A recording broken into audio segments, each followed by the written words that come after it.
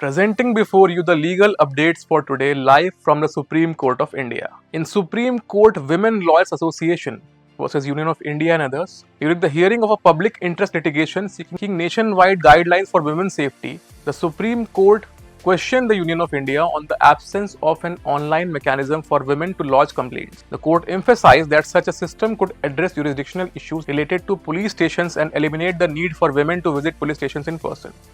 A bench comprising Justices Suryakant and N. Koteswar Singh heard the matter and, upon the union's request for more time, granted 6 weeks to file a comprehensive counter affidavit outlining the stance of all relevant ministries. The bench also directed the petitioner to gather suggestions from women lawyers across the country, particularly those practicing in state high courts, and to submit the compiled recommendations for the court's consideration. The Supreme Court Women Lawyers Association has filed a PIL seeking, among other things, the regulation of social behavior in public transport, a ban on free online pornography, and the castration of individuals convicted of sexual offences against women and children. The petition calls for a complete prohibition of online pornography and unfiltered obscenity on OTT platforms, asserting that easy access to such content is directly linked to the rise in sexual offences nationwide. It also demands mandatory installation of CCTVs in workplaces, fast tracking of trials in cases of rape and sexual harassment, and a ban on MPs and MLAs accused of crimes against women from contesting elections until they are acquitted.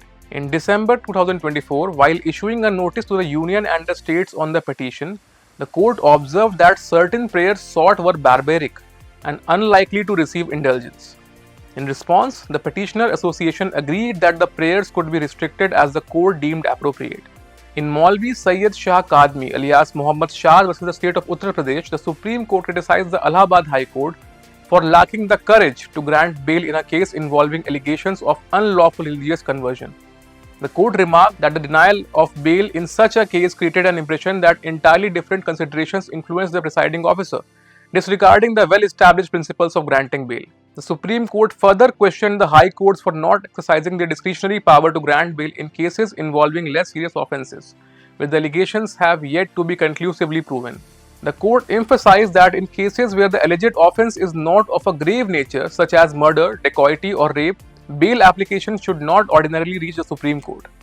This observation was made by a bench comprising Justice J.B. Pardiwala and Justice R. Mahadevan, while considering the bail plea of a Maulvi arrested under the Uttar Pradesh Prohibition of Unlawful Conversion of Religion Act 2021. The arrest was based on allegations of forcefully converting a mentally challenged minor to another religion. The prosecution alleged that the minor was forcibly detained at the madrasa and converted to Islam, leading to charges under Section 504 and 506 of the Indian Penal Code and Section 3 of the 2021 Act. The appellant Maulvi argued that the minor, abandoned by his parents, was offered shelter purely out of humanitarian concern, without any coercion or intent to convert. He further sought bail on the grounds that he had already spent 11 months in custody, the trial remained incomplete, and the prosecution had examined its witnesses. The court criticized the functioning of trial court judges, emphasizing the need for better discretion in bail applications under Section 439 of the CRPC or Section 483 of the BNSS or the Bharatiya Nagrik Suraksha Sanhita, despite numerous workshops and seminars.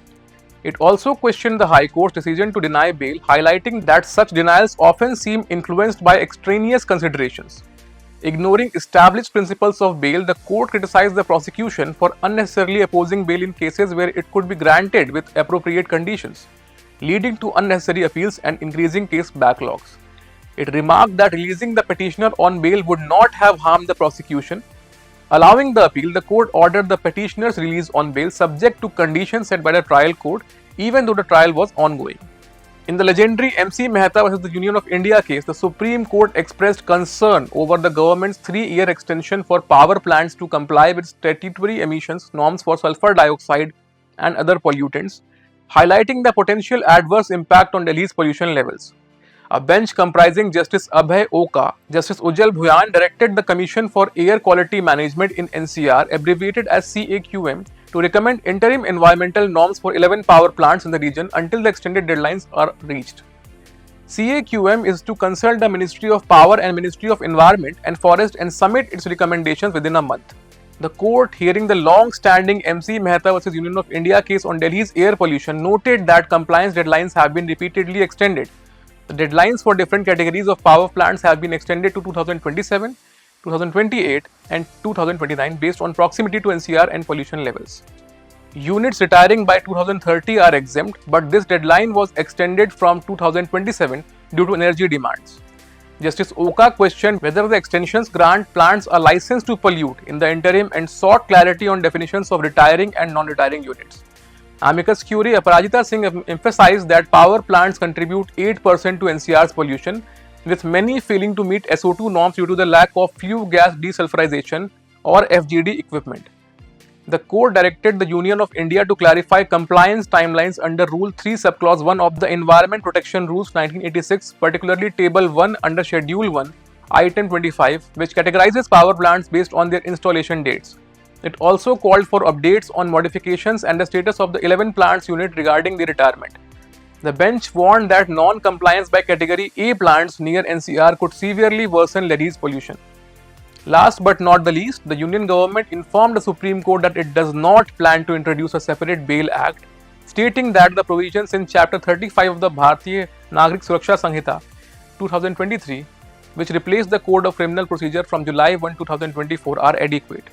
This response was in reply to the Supreme Court's recommendation in the 2022 judgment of Satyendra Kumar Until versus Central Bureau of Investigation, where the court suggested enacting a comprehensive bail act like the UK Bail Act to address issues such as under-trial prisoners, bail procedures and conditions. The Supreme Court highlighted that the CRPC was a continuation of pre-independence law with modifications and emphasized the need for a streamlined law on bail. However, the Union government countered by stating that detailed guidelines and standard operating procedures or SOPs under the Support to Poor Prisoners scheme have been issued, advising states and union territories to establish empowered committees at the district level and oversight committees at the state level. So this was it for today, guys. For more such interesting updates, keep following us. Till then, stay curious, stay legal.